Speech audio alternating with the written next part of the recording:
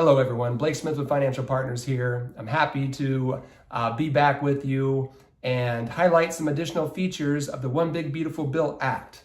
The new tax bill that was signed into law July 4th, 2025 of this year. This is some of the largest tax reform that we've seen since 2017 when the Tax Cut and Jobs Act was passed and ultimately went into effect in 2018.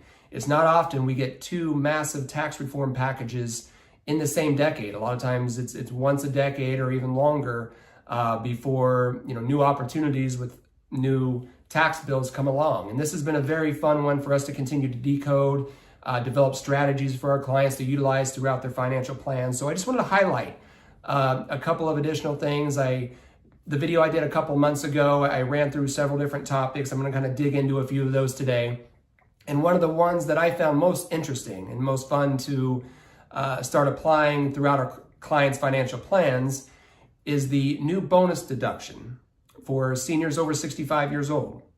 Now, this is an alternative to what was supposed to be the elimination of the Social Security tax altogether. That was a lot of the marketing heading into the passage of this bill, was Social Security tax was going to be eliminated, provisional income, the calculation the IRS uses to determine if your Social Security is going to be taxed, would have been gone. And even after the passage of the bill, AARP came out with correspondence to all of their recipients stating Social Security tax is now eliminated. You don't have to deal with it anymore. And that simply just turned out not to be true. What we did get, though, is think of it like 3 tiers now of deductions if a married, filing jointly couple is over the age of 65. And we're going to put an image up on the screen so you can see, kind of depending on what your filing status is, exactly how these deductions will affect you.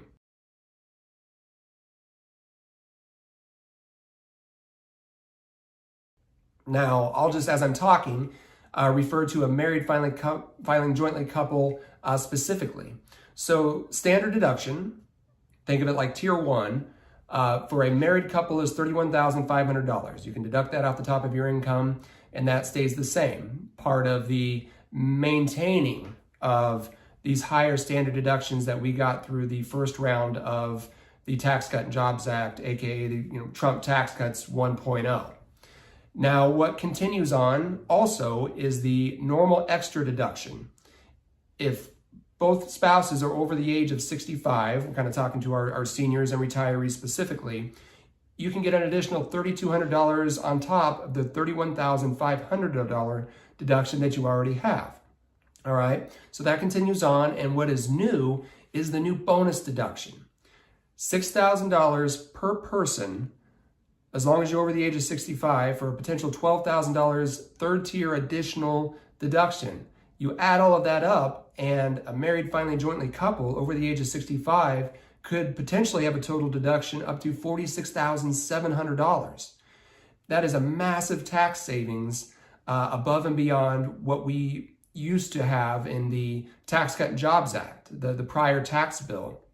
Now, there's some nuance to it that we want to watch out for, because this does create some massive opportunity, because it creates a lot more room in the brackets to do planning, right?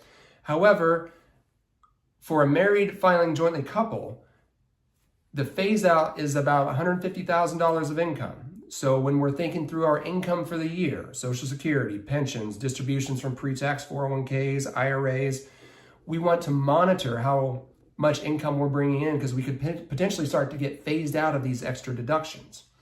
And if our goal is to be proactive with our tax plans going forward, we want to leave room in those brackets, because we can do a lot of strategic financial planning utilizing strategies within the extra room in the brackets.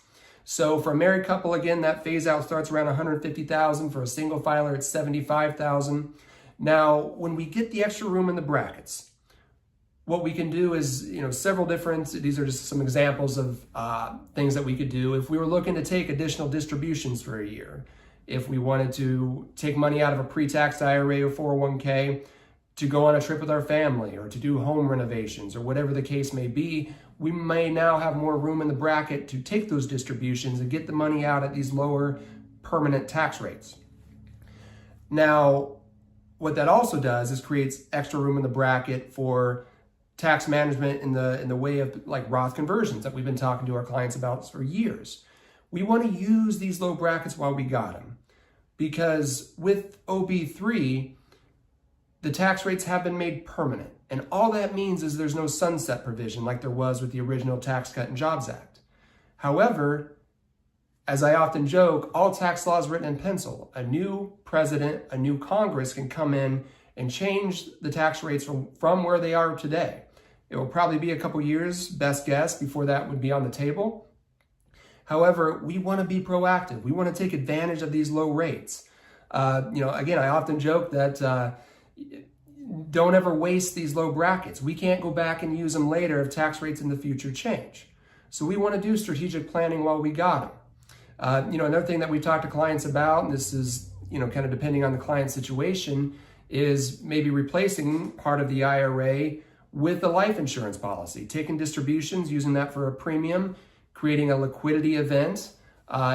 If the insured passes, a tax-free liquidity event, you don't have to deal with the complexity of IRA distributions to non-spouse beneficiaries, the 10-year rule that we talk to a lot of our clients about. So there's a lot of opportunity created with these permanently lower ordinary income and capital gains brackets. Now, speaking to the ordinary income and capital gains brackets themselves, again, these are permanently lower and they are historically low. We've talked to our clients about where some of the tax rates were decades ago, much higher than where they are today. So again, utilizing them, taking advantage of them while we got them can make a lot of sense. I'll speak to specifically the capital gains brackets now for our clients who have non-qualified or non-retirement assets, like a brokerage account, for example. As those accounts hopefully grow over time, what we get is unrealized capital gains, appreciation, or think of it like paper gains, right? We haven't realized the gain yet because we haven't sold the asset, because potentially that would create a taxable event through a capital gain. Well, just for example, and again, we'll have the image up on the screen so you can see the tax rates.